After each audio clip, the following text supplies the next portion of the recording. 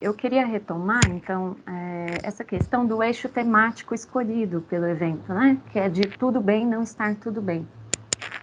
É um eixo temático muito importante porque ele dá abertura para que a gente percorra tanto aquelas situações, né, em que a gente detecta algum tipo de incômodo, né, algum tipo de sensação de que há algo fora do lugar, de que há algo que não está respondendo como respondia antes, quanto também aquelas situações que a gente identifica ali um adoecimento psíquico, né? Então a gente tem a campanha do Setembro Amarelo demonstrando justamente a urgência de se falar de saúde mental para poder atuar na prevenção do suicídio, para poder atuar em frentes de cuidado, né, em frentes de assistência e de apoio a pessoas que se encontrem em sofrimento psíquico. E a campanha, ela nasce com uma centralidade justamente, né, na prevenção do suicídio, que é essa expressão do sofrimento mais irreversível, né, se a gente considerar que a gente chega aí a uma gravidade máxima, né? E ela é uma campanha que ela surgiu justamente para identificar e para lançar na sociedade, né, esse tom emergencial, esse tom de alerta, né, de que as taxas crescentes, elas precisam ser estudadas, elas precisam ser observadas e escutadas. É também uma campanha que ela fala das situações de sofrimento agudo. E esse sofrimento, muitas vezes, ele nem é anunciado, né? A gente vê muito uma discussão, né, sobre quais pistas teriam sido dadas, né, como se houvesse algum tipo de sinalização. E o tema do suicídio, ele é muito complexo para que a gente possa pensar, né, numa relação de causalidade, né? Então, essa questão de ser anunciado, né, de que a ideação suicida se transforme numa tentativa, tudo isso requer que a gente olhe para inúmeros ângulos, né? E aí essas situações de sofrimento agudo, elas costumam ser mais visíveis.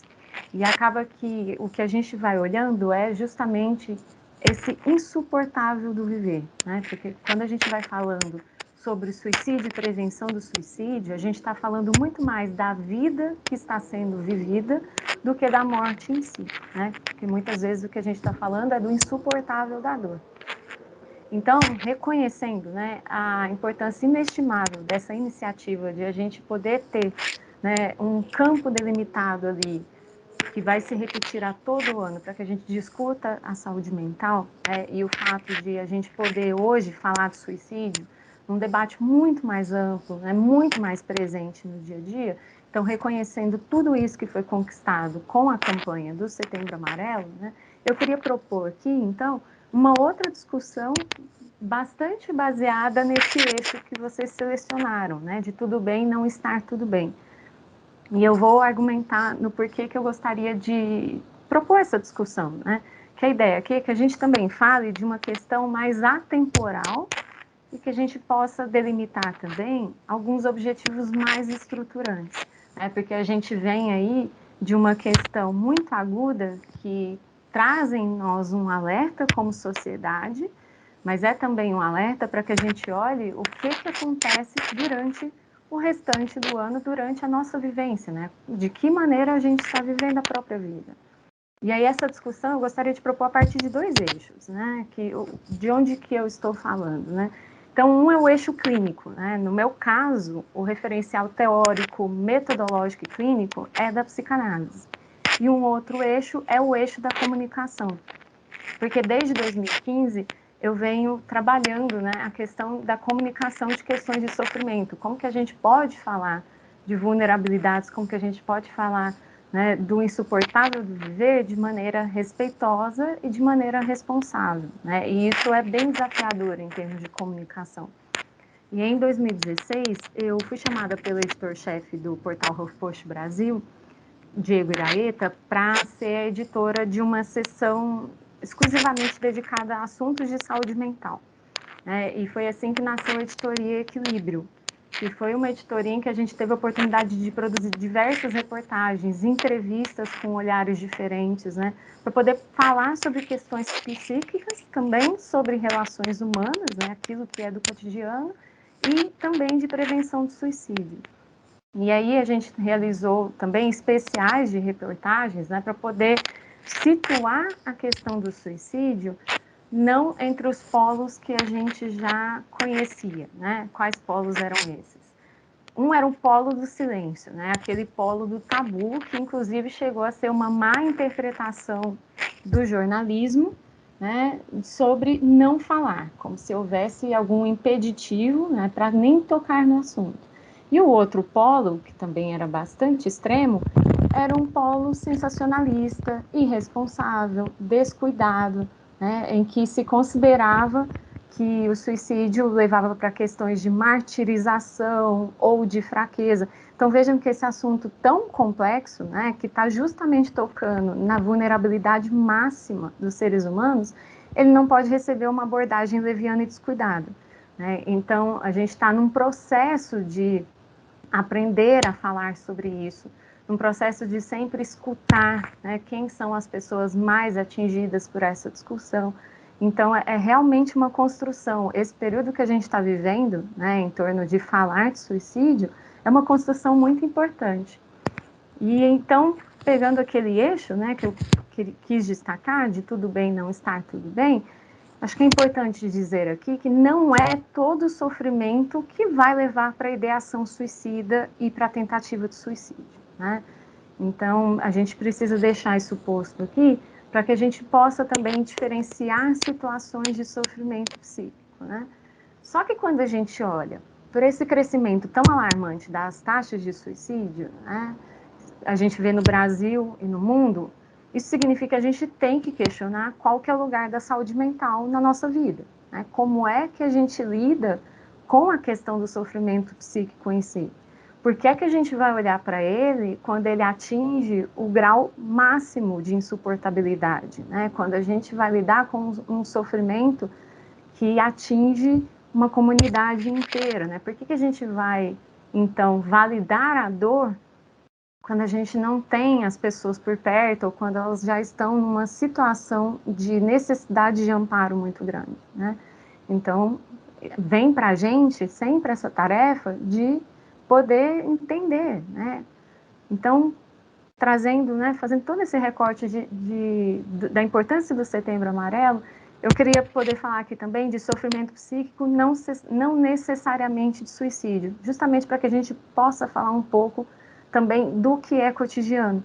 Justamente porque saúde mental não é um assunto sazonal, não deve ser um assunto sazonal, né? Ele não deve ser lembrado só quando a gente está numa situação de desespero ou quando a gente está diante de uma emergência.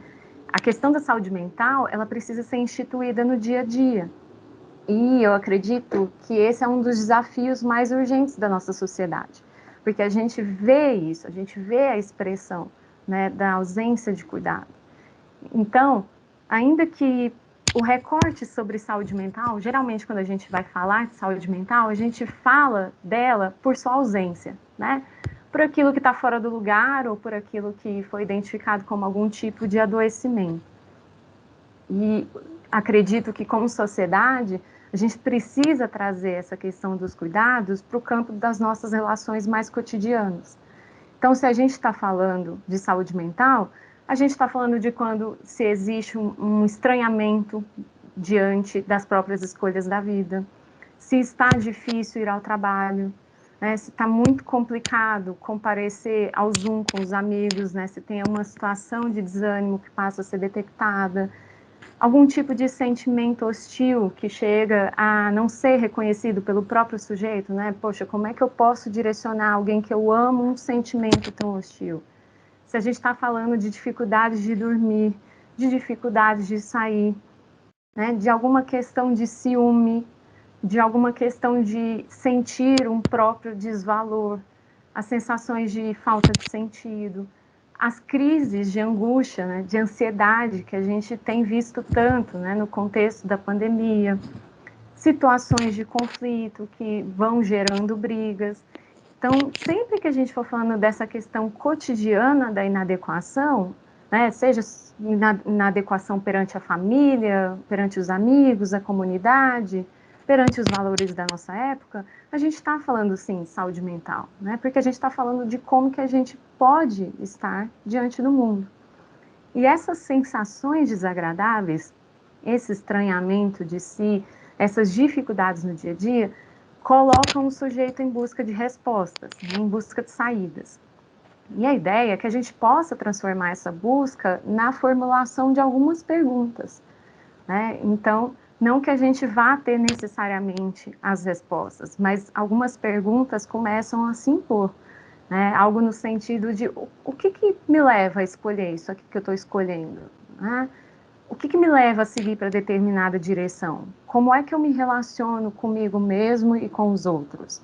Ou seja, é você querer saber sobre você mesmo, querer saber sobre a própria história, sobre as heranças que você carrega, que foram transmitidas pela família e pela cultura, sobre onde que o calo dói, sobre que tipos de repetições você identifica na própria vida e nas relações, o que se faz com as próprias contradições, né? Vira e mexe, a gente percebe um certo assombro diante das próprias contradições, né?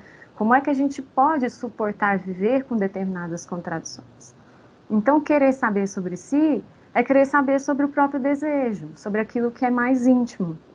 E esses questionamentos, eles são fundamentais para a gente poder lidar, né, com aspectos muito presentes na vida, que são a perda, a decepção, o arrependimento, desânimo, revolta, morte. Então, quando a pessoa ela olha para si, né, ela tem a possibilidade de fazer perguntas sobre si, ela pode gerar um relato. E esse relato de que alguma coisa está difícil já é um diagnóstico legítimo, né? É um diagnóstico legítimo para se reconhecer que algo não anda bem e que algum suporte é necessário. E aí eu trago aqui, né, o exemplo dado pela Simone Biles recentemente, quando ela desiste de participar de algumas competições nos Jogos Olímpicos, em que ela era claramente a favorita. E vejam que quando ela vai falando dessa desistência, ela não se referia a uma categorização do sofrimento, né? Ela estava falando dos limites dela, da sobrecarga. Então ela estava falando, sim, de que algo não andava bem. E aí, para que a gente possa dizer do sofrimento, né, para que a gente possa identificar o que está difícil, a gente nem sempre vai estar diante de um adoecimento, de uma produção de sintoma. E aí a gente chega a algumas questões que realmente vêm da própria constituição humana, né? Freud, num texto de 1930, chamado O Mal-Estar na Civilização, ele falava que o sofrimento humano ele vinha basicamente de três fontes. A primeira delas era do corpo, né? Esse corpo que ele está condenado ao envelhecimento e que então vai perder as suas funções com o passar do tempo e vai perecer. Uma segunda fonte é o mundo externo, que é um mundo externo impiedoso, e aí a gente pode pensar também das forças que não podemos combater, né, das intempéries da natureza. E uma terceira fonte que são os nossos relacionamentos com as pessoas. Então, três fontes de sofrimento. E ele dizia, né, que a vida em si, né, da maneira como temos que vivê-la, é muito difícil para nós. Eu vou até ler aqui o que ele diz, né, que a vida, tal como nos é imposta, é muito difícil para nós. Traz-nos muitas dores, desilusões, tarefas insolúveis. Para suportá-la, não podemos prescindir de medidas paliativas. Então, do que ele estava falando ali em 1930 e que a gente percebe uma atualidade, né?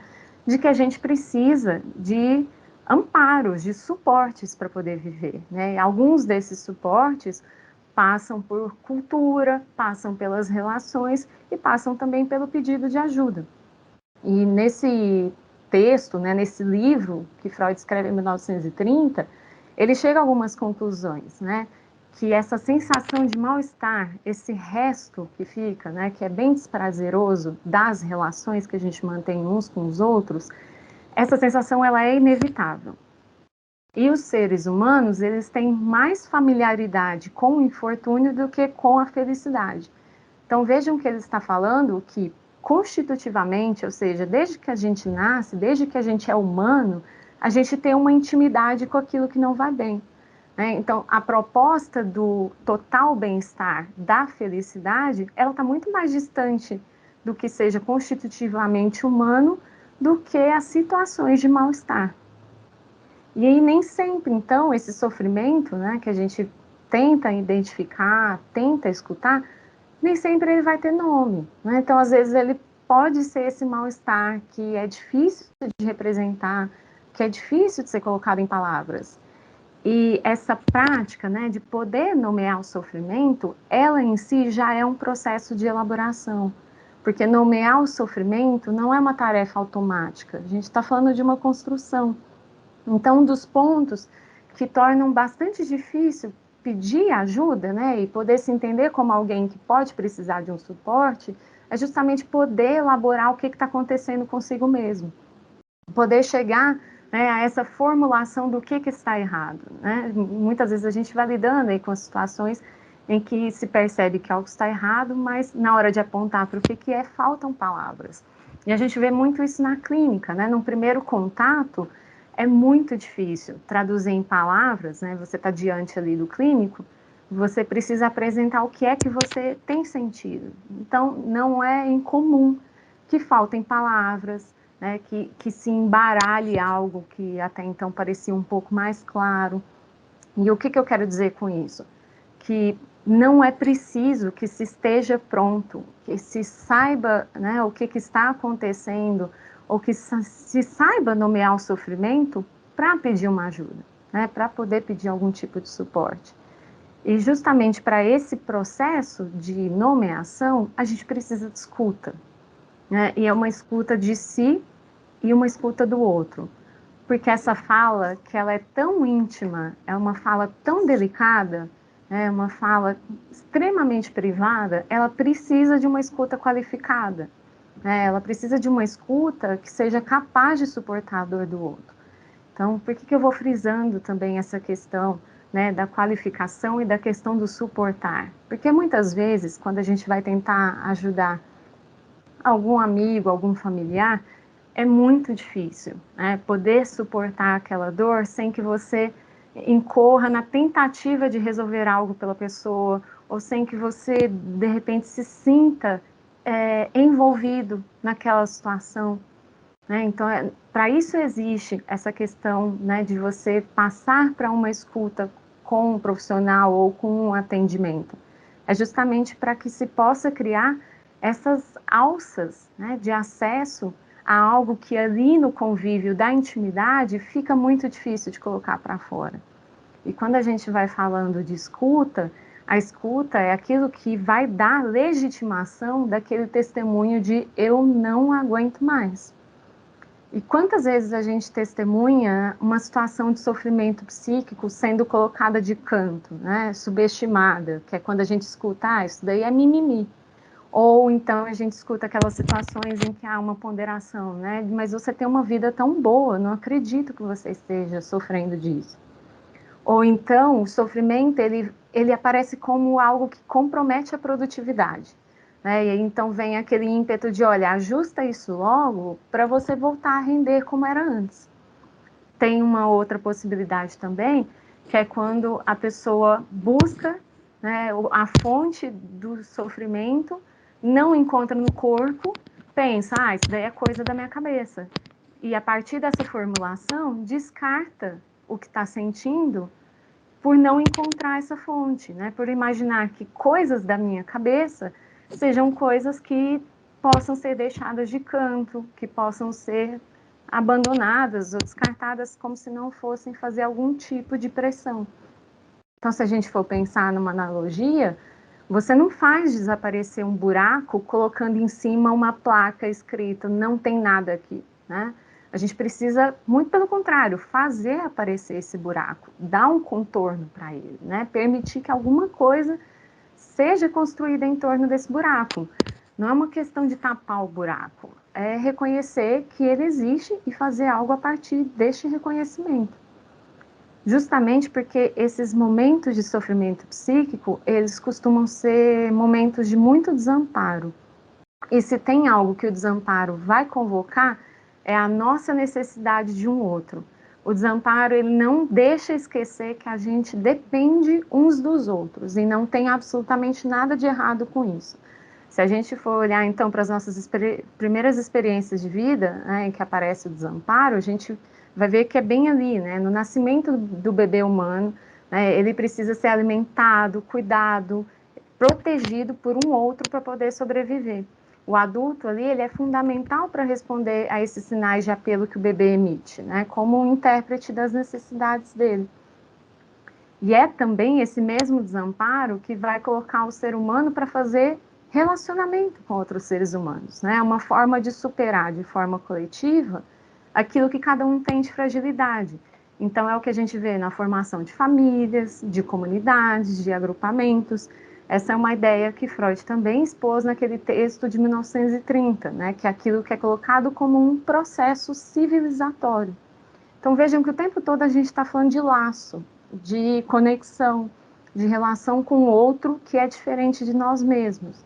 E fazer esse laço é algo do humano, né? É crucial, justamente porque torna possível a convivência. Só que se a gente para pensar na questão do desamparo, né? Como é que ela fica nessa pandemia que a gente está atravessando desde o ano passado? Né? E é um desamparo que ele aparece não só na nossa vida acordada, né? Teve uma pesquisa realizada pelas federais de Minas Gerais, Rio de Janeiro, Rio Grande do Sul e USP, junto com né? Minas Gerais, Rio Grande do Sul e em parceria com a USP, para poder coletar os relatos de sonhos durante a pandemia, né? Então faz a coleta dos sonhos e trabalha com a interpretação. E a palavra que mais aparecia dessa pesquisa era a palavra mãe. A noção de desamparo apareceu demais nos sonhos. E o que a gente está vivendo agora, né? Como é que a gente pode ficar vivo na situação atual se o outro não oferecer consideração, importância, proteção, né? Então é o que a gente oferece com a máscara, com o distanciamento, com a vacina, com a solidariedade, com o reconhecimento das perdas, com a política pública. Né? É só a partir disso que a gente pensa que o desamparo é uma coisa que concerne sim a comunidade. Né? E Freud, em 1921, ele já tinha identificado que essa separação entre individual e social é uma separação muito tênue, porque o eu ele não existe sem um outro que o vá constituir. Então, se a gente for olhar para o discurso de como lidar com o sofrimento, e aí a gente está partindo do pressuposto de que pelo menos esse sofrimento foi reconhecido, é um discurso muito calcado na superação individual. Né? É um discurso que muitas vezes deposita a noção de cuidado como exclusivamente individual. Então, está nas suas mãos se tratar, você que deve superar, você que deve saber o que está acontecendo. Claro, né, que a implicação no próprio sofrimento, ela é fundamental para que a gente viabilize o tratamento, mas é preciso também que o entorno se posicione nesse cuidado. Né? Esse entorno vai deixar esses cuidados possíveis ou impossíveis? É preciso que se faça convergir os discursos, porque olha uma situação que a gente está hoje no Brasil. De um lado a gente tem esse discurso, né? Fique vivo, aguente firme, não esmoreça. Só que, ao mesmo tempo, a gente tem um cenário em que a vida não vale nada, né, em que a morte e o descuido são banais. Então, para onde que vai a dimensão do luto? Né, quando a gente pensa nessa manutenção de uma vida como se não houvesse perdas, né, nessa ideia de uma vida que deve seguir a qualquer custo. Como sociedade, a gente não está elaborando as perdas, né? A gente não está vivenciando esse processo de reconhecimento de que parte de nós vai embora junto com o outro. A gente não está fazendo o atravessamento necessário para que a gente possa realizar outros investimentos afetivos, né? Para que a gente possa ver graça na vida de novo. Então vejam que o nosso momento atual diz muito sobre como que a gente trata o ato de viver. E viver por si só, de saída, nas melhores condições possíveis, já é difícil. Então esse cuidado conosco e com o outro, ele tem que ser primordial. E aí eu estou aqui encerrando a minha fala, né, pensando em como que a gente pode fazer, né, uma aliança disso, que tem a sua dimensão individual, mas que também é social, né? Então a gente precisa entender que o cuidado com o outro, alguns outros vão precisar de cuidados ainda mais intensivos, né? E o cuidado com a saúde mental, que ele é complexo por si só, ele não pode prescindir das condições básicas de existência de amparo, né? Então, tem alimento? Tem teto? Tem água e saneamento? Tem proteção das chuvas, do frio e do calor? Tem possibilidade de transitar por um mundo em que as trocas dependem exclusivamente de dinheiro? Tem respeito pela diferença ou ela se tornou um risco de morte? Então vejam que viver precisa ir além de sobreviver. E assim como a gente tem que aprender a conviver para estar em sociedade, a gente também precisa aprender a sofrer. Ou seja, elaborar o que aconteceu, né, extrair os significados da experiência, por mais dolorosa que tenha sido. E por que eu estou dizendo que se trata de um aprendizado que possibilite o sofrer, né? Se vocês pensarem quando eram crianças, lembram das situações de sofrimento? Vocês sabiam o que fazer com isso? Vocês sabiam até que ponto o lamento podia seguir, né? O que fez com que vocês entendessem que aquilo que vocês estavam sentindo como fim do mundo não era o fim do mundo, né? O que possibilitou a travessia desses momentos e a ideia de que haveria um futuro? Esse é o aprendizado, né? Então, a gente tinha falado, né, de denunciar situações de produção de sofrimento, né, identificar onde é que elas existam, combater negligências, fazer algum tipo de freio à desumanização. Porque se é humano, tem limite, né? Tem dias ruins e tem perdas. E aí aquela escuta de que a gente falou, onde é que a gente pode encontrá-la? Em inúmeros espaços. É algo que a gente precisa fazer como sociedade. Então, ela pode ser encontrada nos consultórios, nos dispositivos, na saúde pública, nos agentes públicos, nas formulações de política pública, nos espaços que a gente possa compartilhar com o outro aqui nesse encontro. Esse é o tipo de acolhimento que uma sociedade vai podendo oferecer. E o que a gente vai construindo com essas escutas transversais é a possibilidade de cada um de nós ir aprendendo a identificar dentro de si e também ajudando o outro essa diferença, né, de quando é que tudo bem não estar bem e quando é um alerta para algo mais insuportável e que vai requerer uma assistência. Só que para isso a gente vai precisar parar um pouco com esse modo desenfreado de tocar a vida, né? A gente vai precisar olhar para nós mesmos, justamente para poder enxergar o depois, né? Quando o presente estiver tão angustiante, é com esses movimentos que a gente pode ter alguma perspectiva de futuro. Muito obrigado, doutora Amanda, obrigado pela sua exposição. Essa importância de olhar para si, né, de se conhecer. Eu sou um cliente, né, um paciente da psicanálise já tem cerca de 10 anos e é transformador o que faz com a vida da gente, né? E a importância dessa, né, de você se conhecer e também, a partir disso, começar a olhar o que é meu, o que é do outro, respeitando as individualidades, isso é fundamental para manter uma saúde mental, né? Acho que não fosse isso, a pandemia teria me impactado de uma forma muito mais significativa do que já impactou e impactou a todos nós, né? Então, agradeço de novo pela sua exposição, pela sua disponibilidade em participar aqui do nosso evento.